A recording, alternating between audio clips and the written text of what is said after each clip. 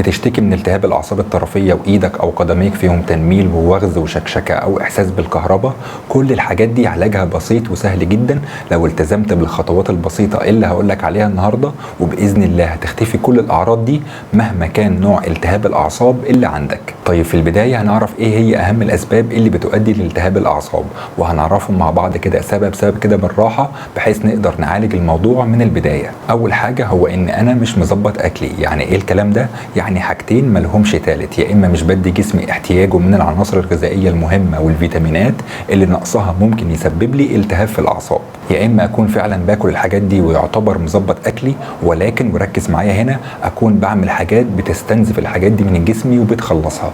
والحاجات دي هي انك بتكون بتاكل سكريات كتير وكربوهيدرات كتير، سكريات كربوهيدرات زيوت مهدرجه، الثلاثه دول بيستنزفوا الفيتامينات المهمه من الجسم وبيخلصوهم. تاني سبب معانا وهو عوامل الاكسده، والنقطه دي مهمه جدا. عوامل الاكسده والشوارد الحره اللي بتاثر عندي على الشرايين، والشرايين دي هي اللي بتغذي الاعصاب، فلما يحصل مشكله في الشرايين دي تبدا الاعصاب عندي بالتالي تتاثر، فبالتالي يبدا يحصل التهاب في الاعصاب، ونبدا نحس بالتنميل والوغز والشكشكه والاعراض اللي قلنا عليها. وهنعرف علاج المشكله دي لما نخش في نقطه العلاج ان شاء الله. ثالث سبب معانا وهو وجود مشكله في فقرات معينه في جسمنا، زي مثلا بدايه الفقرات الصدريه والفقرات العنقيه او حتى فقرات اخر الظهر.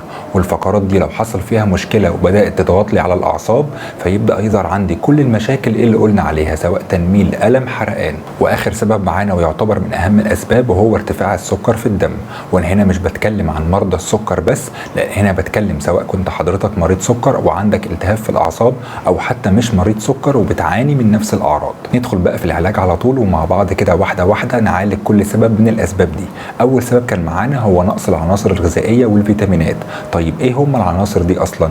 هم اتنين، الاوميجا 3 ومجموعه فيتامين ب المركب او بي كومبلكس، اللي هم فيتامين ب 1 وب 6 وب 12. بالنسبه للاوميجا 3 فيا اما هتكتر من الاكلات اللي بتحتوي عليه، يا اما تاخده على هيئه مكمل غذائي من الصيدليه.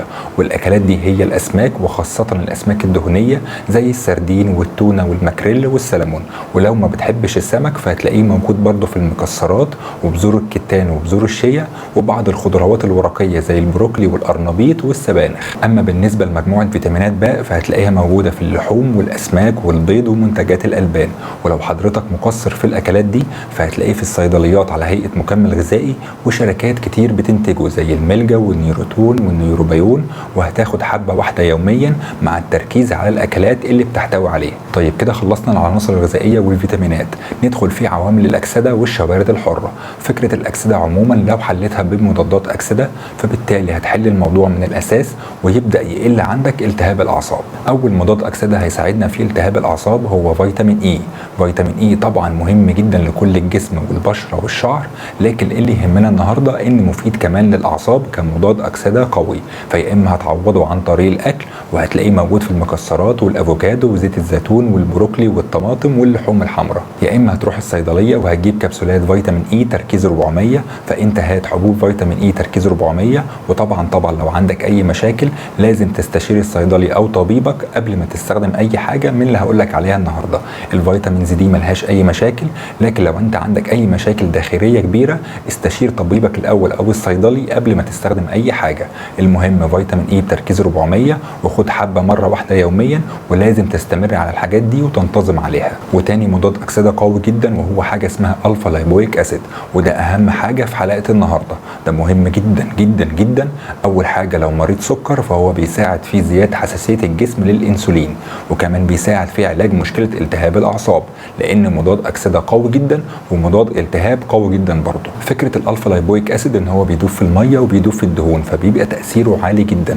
مضاد اكسده قوي جدا بينظف عندي الجسم من كل الشوارد الحره وعوامل الاكسده اللي بتاثر على التهاب الاعصاب، وبيسكن الالم وبيعالج عندي الالتهابات، وكمان شغال على كل انواع التهاب الاعصاب. وايا كان بقى نوع التهاب الاعصاب، سواء بسبب فقرات، بسبب مرض السكر، او بسبب الاكسده، ايا كان السبب، حتى الناس اللي هي عندها عصب سابع، عصب ثالث، عصب خامس، اي نوع التهاب الاعصاب بيشتغل عليه فعلا بيريح. وميزته انه ملوش اي اثار جانبيه، ملوش اي اضرار لو انت استمريت عليه لفترات فترات طويله، بس الفكره ان هو بيتاخد بتركيز ما يزيدش عن 600 في اليوم. وانا اعرف انه موجود في مصر باسم ثايوتاسيد كومباوند، هسيب ليكم صورته دلوقتي. ولو حضرتك بره مصر هتروح وتسال الصيدلي في بلدك، قول له عايز اي منتج بيحتوي على المواد دي، وخد منه برضه حبه كل يوم وناخده قبل الوجبه بنص ساعه. طيب بالنسبه لنقطه ارتفاع السكر في الدم، فانا هقسمها لجزئين او نقطتين.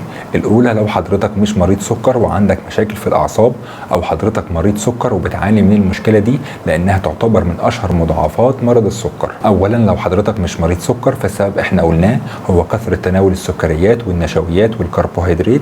الحاجات دي كلها بتستنزف الفيتامينز من جسمك. والحاجه الثانيه هي السناكس بين الوجبات. طول ما انت ماشي مش عارف ايه، شيبسي، عصير، بيبسي، انت كده مش مريح جسمك.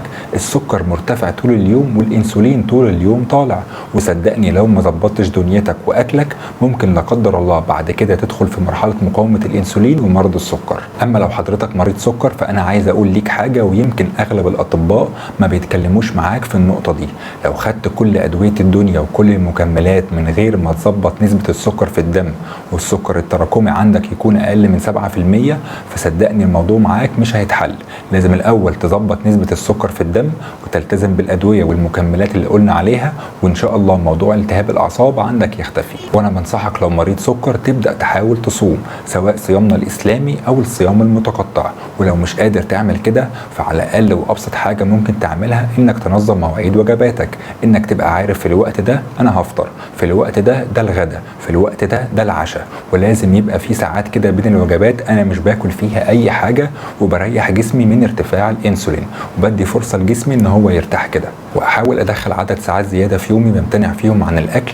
ممكن ان انا امتنع عن الاكل مثلا قبل النوم ب4 ساعات او اول لما اصحى بساعتين، بحيث ان انا يبقى كده في مده في اليوم جسمي مرتاح فيها.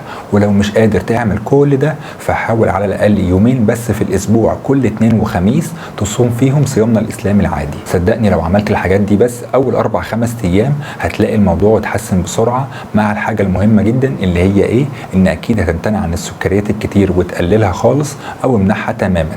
الزيوت الصناعيه لازم تمنعها. يفضل برضو تعمل الصيام.